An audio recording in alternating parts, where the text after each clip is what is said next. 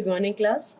So today we are going to start group 17, and group 17 is a very important group of among all that P block elements.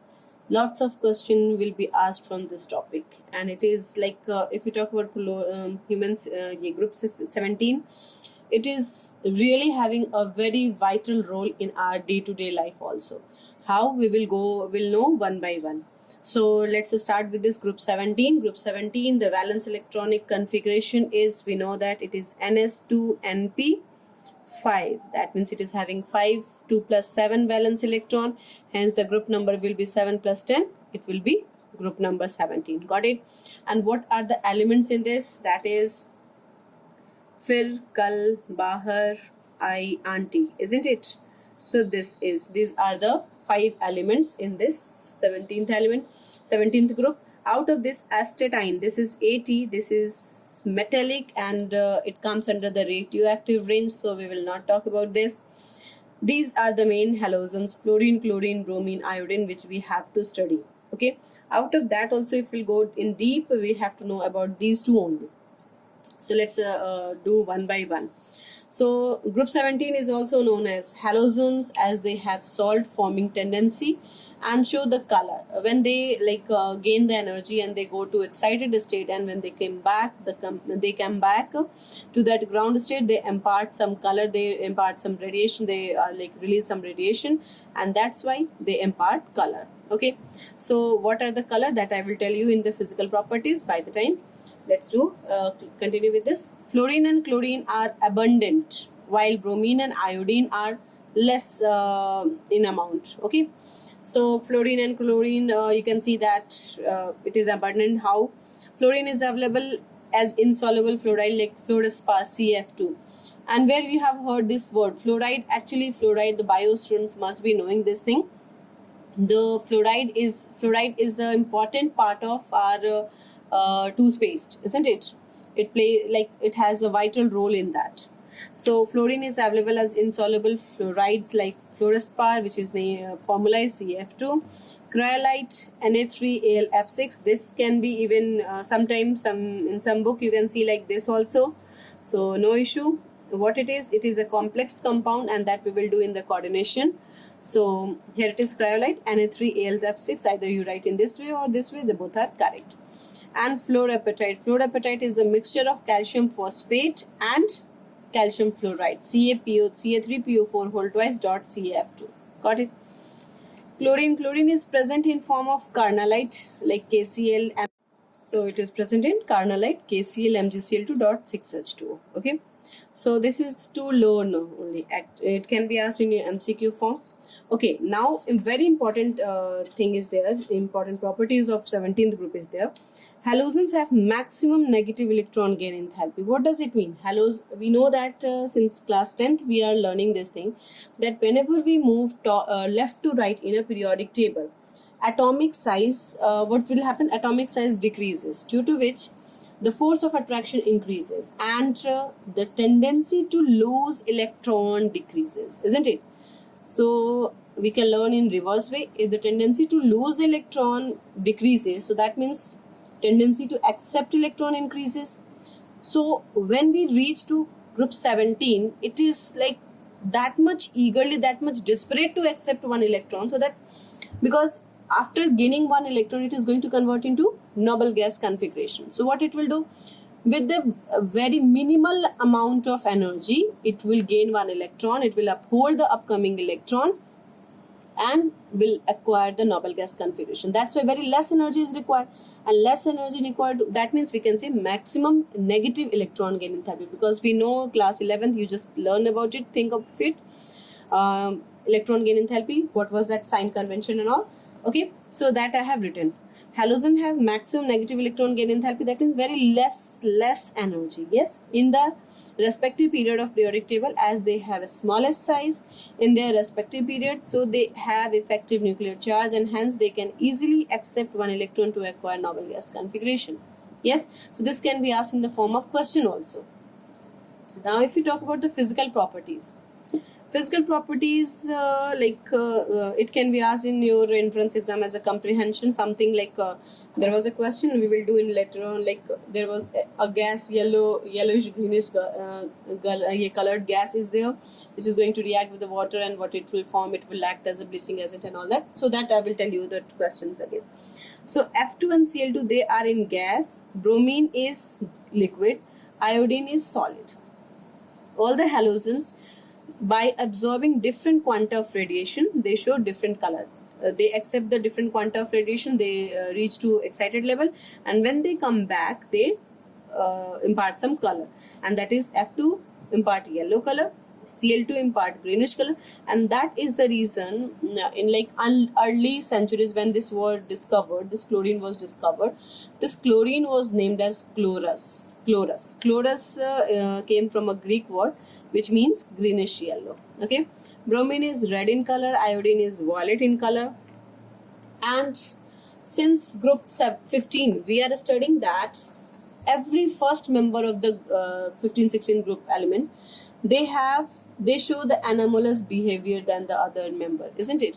So what are the three reasons we have done? Smallest in size, highest electronegativity, and the third one is absence in d orbital. So here also it is same, but along with these 3 points, some more point we have to learn, that is less electron gain enthalpy. Why? Because I have told you it needs very less amount of energy to acquire the electron, to accept the one electron.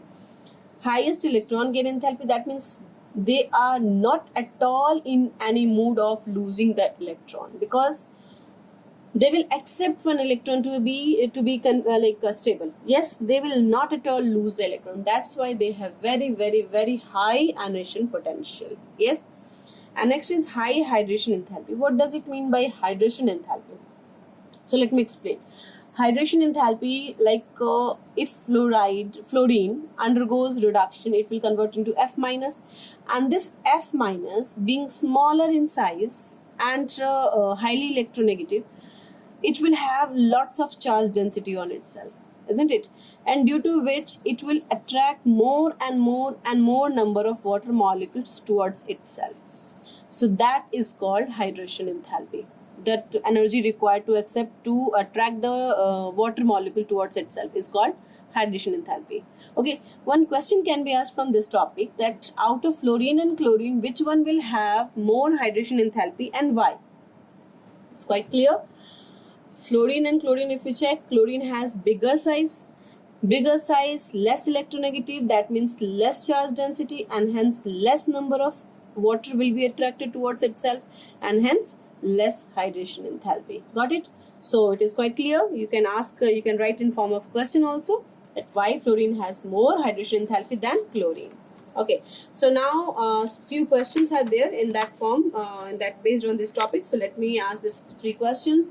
The first question is, F2 is better oxidizing agent than Cl2. Why? This question is asked so many times in board, and as well as in MCQ also, in the JEE mains also it came in 2008 or 9 something. So in options accordingly we can put the tick.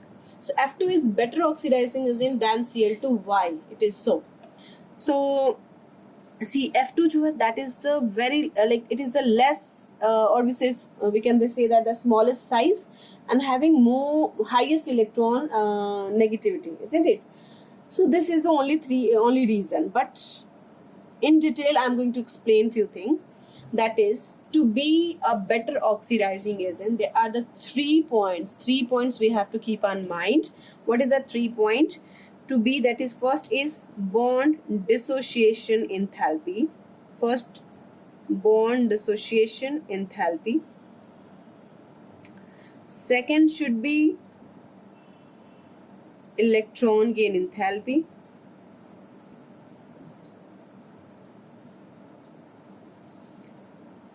And third is hydration enthalpy. See, if you will say in simple way that it has more tendency, it is more electronegative, and that's why it will accept one electron very easily, and hence if we will consider this point, only this point, it will be wrong. Kaise? Let me explain.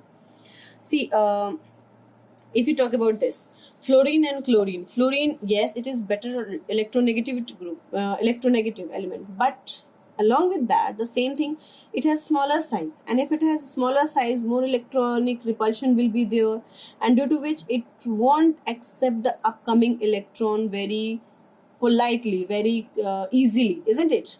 So that's why fluorine का जो electronegativity होता है, electron gain enthalpy होगी, that will be less than the what we say, than the chlorine. Less negative का मतलब more energy is required. Are you getting it? So if we talk about like fluorine, or let me take any non halogen, X gas plus electron, if it gains, it will convert into X minus. So if the small size is there, the force of attraction will be high, that's correct, and then the upcoming electron को energy बहुत कम देनी पड़ेगी attract करने के लिए, isn't it? But along with this, if we talk about fluorine and chlorine, fluorine is highly electronegative as well, and due to which smaller size and high electronic repulsion, there will be lots of repulsion between the electrons. So in that case, if an upcoming electron, if an electron wants to attach with that, won't be possible, isn't it? That means more and more and more energy we have to give. If you are giving more energy, it will be considered as less negative electron gain enthalpy. Got it? Am I clear? Yes. So here it is less negative electron gain enthalpy, or if this word is not clear, electron gain enthalpy. Okay. And obviously the bond formation की बात हो रही है, because upcoming electron को hold करना, तो obviously there will be a bond form. So it is a kind of bond formation, that means energy will be released. Yes, so here energy will be released. Clear? I will explain, just wait. Bond dissociation enthalpy, if I'm talking about X2, because obviously X2 XX bond is there, and I'm giving you like bond dissociation enthalpy, if I'm giving, so then only it will convert X. Lekin XX, it will give you 2X. If I want to convert it into like X only, so I have to write like this, half X2. So in this case, this is bond delta H, bond dissociation enthalpy, isn't it? Class 11th you have done bond dissociation enthalpy. So energy is required to bond, to break the bond. So that means it will be always positive, isn't it? Here energy is required. Am I clear? Yes. Now hydration enthalpy. Again I have explained hydrogen, like this is X minus gas, and water if we take, so it will X minus aqueous, it will conform, like this is X minus, so water molecule will be attached like this. Okay, so this is called X minus aqueous. Yes. So in this case also a kind of bond will be formed, isn't it? Water will attach to that. So that means again it is energy release.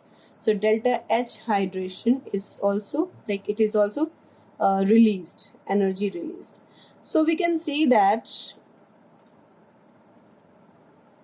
if अगर हम यहाँ पे fluorine की बात करते हैं, तो fluorine electronic now these are the 3 points which will decide whether how it is better oxidizing, isn't. Let me explain again.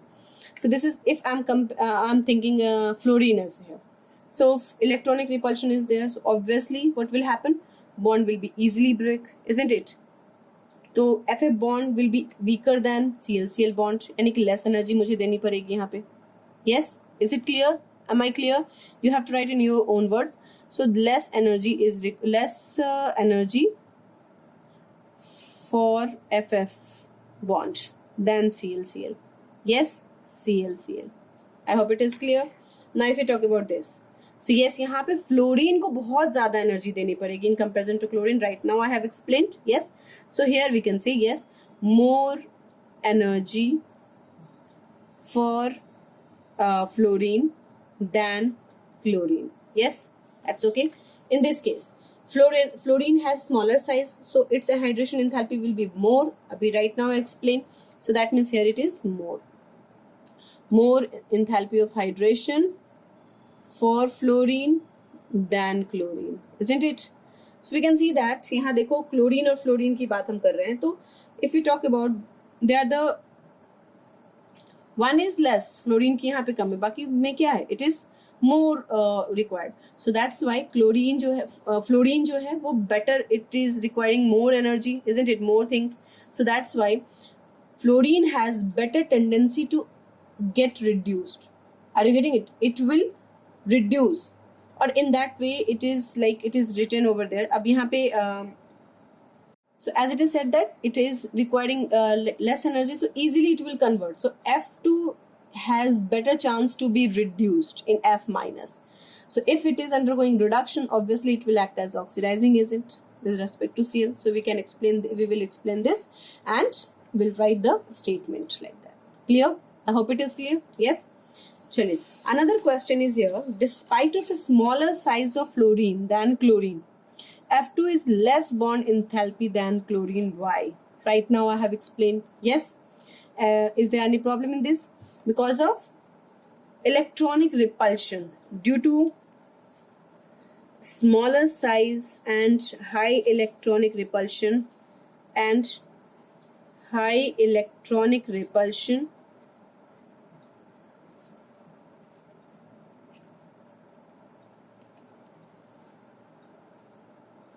fluorine FF bond is weaker. Yes, and if it is weaker, so that's why F2 has less bond enthalpy than chlorine. Actually, in general, अगर हम order देखते हैं, the order, if, or it can be asked in another way also, arrange the group 17 elements in decreasing order of bond association enthalpy. अगर हम इसको arrange करते हैं तो हम क्या कहते हैं, जैसे जैसे ऊपर से नीचे आने पे साइज बढ़ता है तो bond association enthalpy will be decreased, isn't it. तो होना चाहिए सबसे ज्यादा F2 का, then chlorine, then bromine and then iodine. This order of BDE should be, this is should be order, because we know that concept. As we move top to bottom, atomic size increases, so bond length increases, and hence bond dissociation enthalpy decreases. So like, but with due to this one, the order of BDE, actual BDE order क्या हो जाएगा? This will be, chlorine will have less bond dissociation enthalpy because वहाँ पे that bigger size, ठीक है. Chlorine will have high bond dissociation enthalpy than the fluorine. Why? Because fluorine has electronic repulsion, so easier breaking will be there. Yes, like this. So this is the correct order. I hope it is clear. Yes. Now let's move to next part, and that is boiling point. So if we check the boiling point of hydrides, yes, like it is HF, HCl, HBr and HI, isn't it? So how the order will change? The same as we have done for nitrogen. It will, if I'm plotting a graph between boiling point and molecular mass, we will get like this. You can make a straight V also and some curve also. There is no problem at all in this. Okay, so like this you will get the graph, and you'll see that here is this HF and here is the HCl, then it is HBr, and then it is HI. So although the size is going to, boiling point depends upon the molecular size and the surface area. More the molecular size, more will be the surface area, more will be the van der Waals force of attraction, and hence more will be the boiling point, isn't it? But in this case it is not like that. What is the reason? All they have van der Waals force of attraction. They have van der Waals force of attraction. But if we talk about HF, it is having hydrogen bond, isn't it? And we know that hydrogen bond is the strongest bond among all this van der Waals force of attraction. That's why boiling point of HF is quite high than all the three hydrides of 17th group. Got it? So it is like that. Okay? Is it clear? Any doubt? You could, due to hydrogen bond. Now the question can be asked that HF is least volatile. Why? Obviously because of H bond HF bond is stronger, so won't be boil easily, so won't be boil easily, and hence HF is least volatile. Got it? Another question can be asked, which one is more volatile than most volatile? Obviously HCl. Yes, it can also be asked that which one is most volatile in this. While here only I am writing HCl is the most volatile. Got it? Now the question again, HF exists as liquid while HBr and HI exist as gas. Why? Again the same thing, HF hydrogen bond, and if any compound is having hydrogen bond it will exist in liquid state. Okay, so due to hydrogen bond HF exists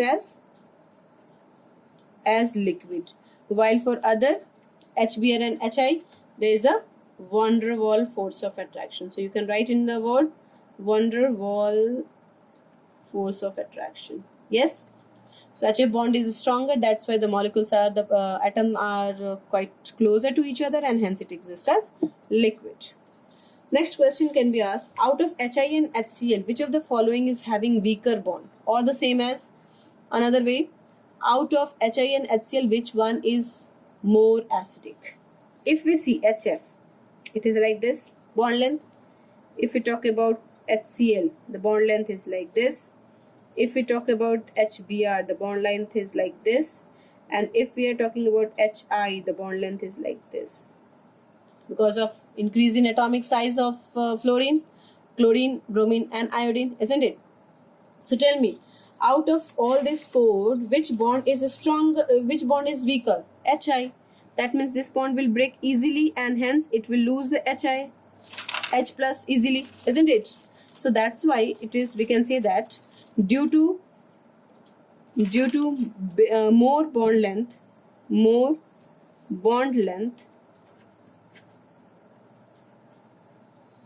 HI bond is weaker, and hence it loses H plus easily, hence it gives H plus easily, and that's why most acidic, isn't it? More acidic than HCl. Can we write like this? Am I clear? And here it is again the out of essence, another question, and this is again a very important concept over here. The concept is that first in this it will be given that out of this combination and out of this combination which one is having, पहले तो चलो इस combination को लेके हम देख लेते हैं. Out of this combination which one is more covalent? Whenever this word comes, more covalent, more ionic, what you have to think, it's just Fezan's rule. If we check about SnCl4, the charge is +4. If we talk about PbCl4, yes, they are of a different group, but halogen to hai na, so we are we are studying halogens only.